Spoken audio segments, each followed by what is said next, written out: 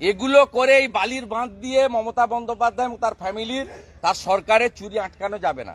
তাহলে আজকে 26,000-এর পরিণতি হতো না। হাম কিসি সে কম নেই। আমি সংবিধান, আমি জুডিশিয়ারি, আমি সব, আমি এই রাজ্যে আমি সব, আমি খেলোয়াড়, আমি কবি, আমি ডাক্তার, আমি লেখক, আমি মুখ্যমন্ত্রী, আমি চিফ জাস্টিস, আমি বিধানসভার স্পিকার, আমি সংবিধান। আর তার পরিণতিতে আজকে খেসারত দিতে হচ্ছে।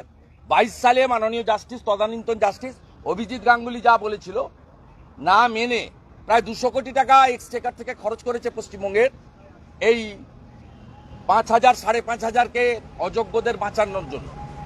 যেহেতু তাদের জন্য টাকা উঠেছে, সেই টাকা ভাইপো তুলেছে এবং সেটা বলে দিয়েছে সুজয় কৃষ্ণ ভদ্র, যিনি লিপস অ্যান্ড বাউন্সের ম্যানেজিং ডাইরেক্টর।